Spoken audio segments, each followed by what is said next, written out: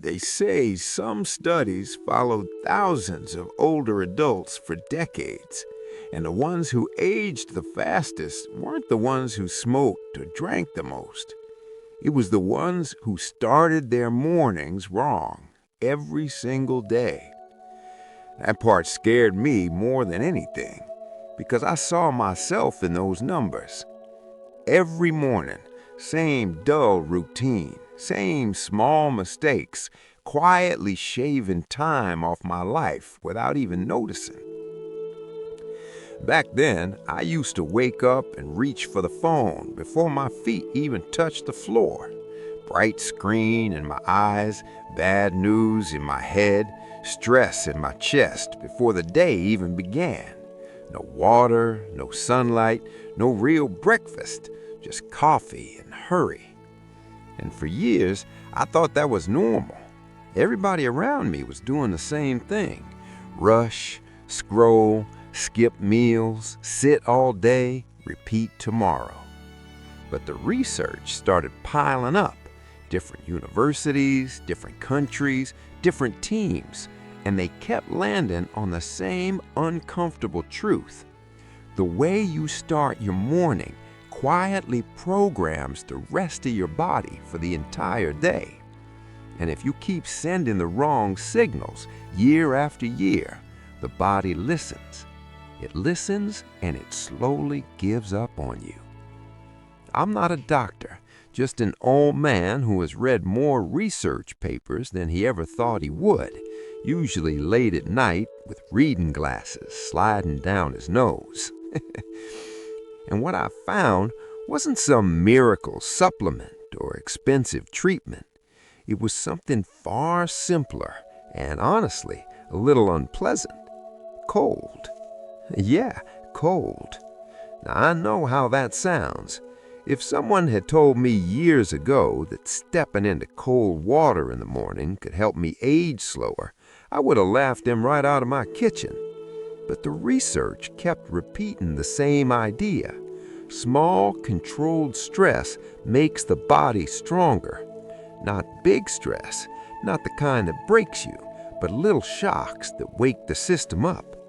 Cold water is one of those shocks. When the body feels that cold, it reacts fast. Heart rate shifts, blood moves, hormones rise. The nervous system lights up like a house with all the lights turned on at once. And one of the chemicals that rises is something called norepinephrine. Studies showed big increases, sometimes 2 or 3 times higher than normal. That matters because this chemical helps calm inflammation. And inflammation, that quiet, invisible fire inside the body, is behind most of the diseases that take people out in their later years. Heart trouble, memory loss, diabetes, even certain cancers. So this little moment of cold, this uncomfortable shock to the system, acts like a signal. A message to the body that says, stay sharp, stay strong, we're still using you. And the body responds. Some research even found that cold exposure triggers special protective proteins, the kind that help brain cells survive longer. In animal studies, those proteins seem to protect memory and slow down brain decline. Now, I'm not saying cold water is some magic fountain of youth. Life doesn't work that way. But when you see the same patterns in study after study, you start paying attention. What surprised me most was how simple the practice actually was. You don't have to jump into a frozen lake like some wild survival show. Most of the research suggests even short exposures, a minute or two at the end of a normal shower, can start the process. That's how I began, just a few seconds at first. And let me tell you, those first mornings were brutal. I'd stand there, hand on the faucet, arguing with myself. You don't need this today. You're too old for this nonsense. Maybe tomorrow. But eventually, I'd turn it, and the cold would hit, sharp, shocking, almost insulting. But afterward, something strange happened. I felt awake in a way coffee never gave me. Clear, calm, focused. And over time, the research said the real changes were happening deeper, inside the cells, inside the systems that keep you alive longer. Cold was only the first signal, though, because after that shock, the body needs direction. And that direction comes from light. Not from the phone screen, not from the kitchen lamp. Real light. The kind that comes through the window in the morning, soft, pale, and honest. Researchers found that the first light your eyes see in the morning sets the internal clock in your brain. That clock controls hormones, energy levels, sleep quality, mood, even how your cells repair themselves. Miss that light and the timing inside your body gets confused. Hormones release at the wrong hours, sleep becomes shallow, inflammation creeps in, metabolism slows down. It doesn't happen overnight. It happens quietly, over years. But when the eyes see bright morning light, especially within the first hour of waking, the brain understands something important. It's daytime, time to function. Cortisol rises naturally, not the harmful stress kind, but the useful kind that wakes you up. Energy increases, focus sharpens, and later that evening, the sleep hormone melatonin arrives on time, like a train that finally learned the right schedule. And sleep, good, deep sleep, is one of the strongest predictors of how long a person stays healthy. Poor sleep is linked to heart disease, memory decline, weight gain, weak immunity, almost everything that makes old age harder. So that simple act, standing near a window or stepping outside for 10 minutes in the morning, it's not just getting fresh air, it's resetting the entire system. These days, I sit by the window with my coffee. No phone, no noise, just light on my face, warmth on my hands, and a few quiet minutes before the world starts shouting again. It's a small thing, but small things done every day change a life more than big dramatic efforts done once in a while. And the research keeps repeating that same message. The body doesn't need perfection. It needs rhythm, signals, consistency, cold to wake the system, light to set the clock. And what comes next might be the most important signal of all. Because what you eat in the morning, or whether you eat at all, quietly decides how strong your body stays in the years ahead. And that's where most people start making mistakes without even realizing it. Now, here's something most people don't notice until it's too late. Muscle doesn't disappear all at once. It slips away quietly, a little each year, like coins falling out of a loose pocket. You don't see it happening, but one day you try to lift something that used to feel easy, and your hands hesitate. Your legs feel heavier on the stairs. Your balance isn't as sure as it once was. That's when the reality sets in. Strength isn't permanent. If you don't feed it, it leaves. The research on aging bodies says something uncomfortable. After your 30s, muscles slowly start shrinking. And by the time someone reaches their 70s or 80s, low muscle mass becomes one of the strongest predictors of disability and even early death. Not because of vanity, not because of appearance, but because muscle is survival tissue. It helps control blood sugar. It keeps joints stable. It lets you walk, stand, lift, and live without needing someone else to do it for you. And here's where the morning comes in. While you sleep, the body is in a breaking down state. No food coming in, energy still being used. So the system quietly borrows from muscle to keep everything running. By morning, your body is waiting for a signal. It's asking one simple question: are we rebuilding or are we still breaking down? That signal usually comes from protein. Not toast with jam, not sugary cereal, not just black coffee and nothing else. Protein. Research has shown that eating enough protein in the morning helps preserve muscle far better than saving it all for dinner. Even when the total amount of protein in a day is the same, people who eat it earlier tend to maintain more strength over time. It seems the body is more ready to build tissue in the earlier hours, like a workshop that opens in the morning and gradually slows down by evening.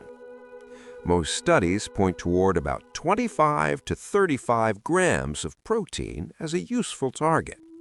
That might look like eggs, yogurt, cottage cheese, a simple protein shake, or even leftover chicken from the night before. It doesn't have to be fancy, doesn't have to be perfect, just enough to tell the body we're still building. And there's another quiet benefit. Protein in the morning steadies blood sugar. When the day starts with sweet pastries or sugary cereal, the blood sugar spikes fast, then crashes. Energy goes up, then down. Hunger comes back early. And over years, that roller coaster leads many people straight into insulin resistance and diabetes.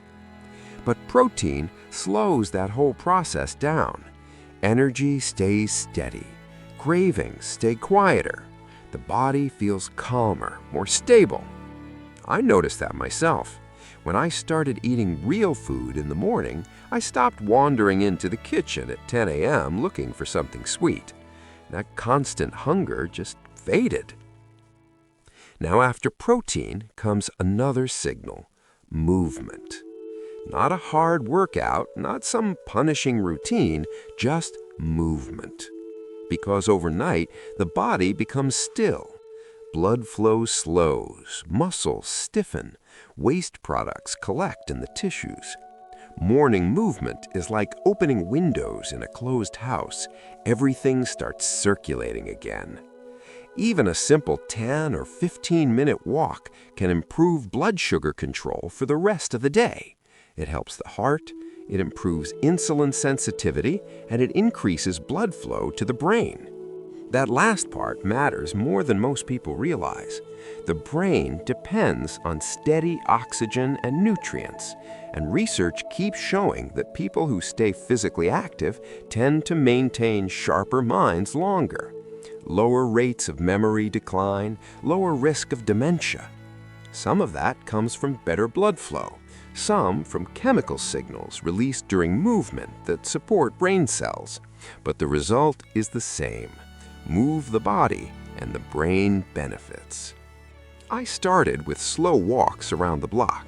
Nothing impressive, nothing worth bragging about. Some mornings I'd shuffle more than walk. But the routine mattered more than the speed, because the body doesn't reward intensity as much as it rewards consistency.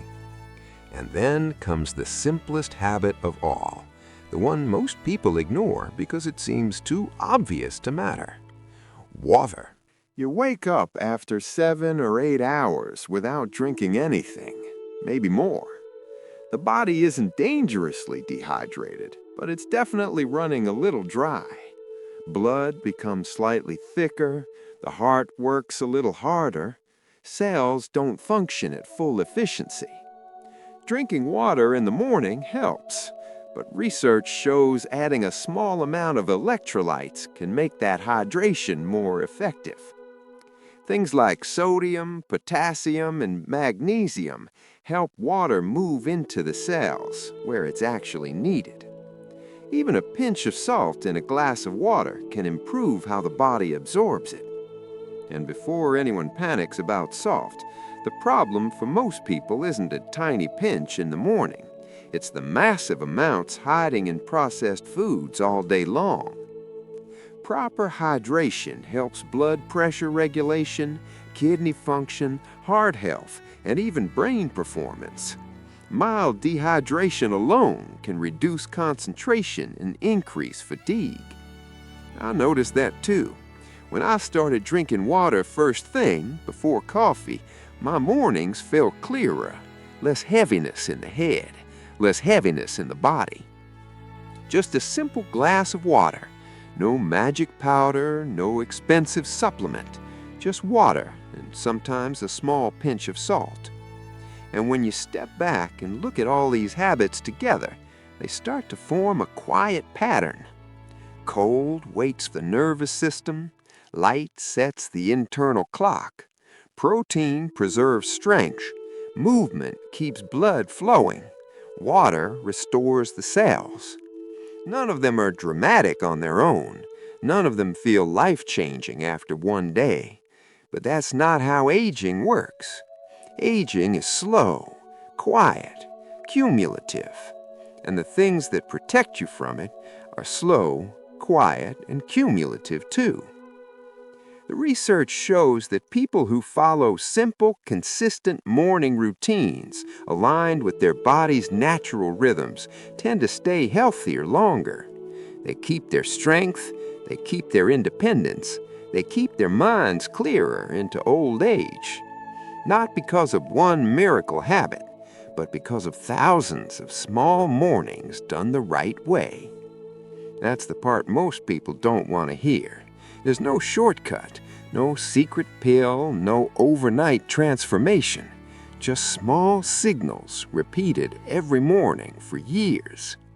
And those signals quietly tell the body, we're still alive, we still need strength, we still need energy, we still need you to last. I wish someone had explained it to me this way when I was younger. Would have saved me a lot of tired mornings and a lot of unnecessary damage. But maybe that's how life works. You don't really listen until the years start getting heavier. So if you're hearing this now, maybe it's not too late to change a few mornings. Because in the end, longevity isn't about living forever. It's about reaching old age and still being able to stand up on your own, still remembering the names of the people you love, still walking out into the sunlight and feeling like yourself.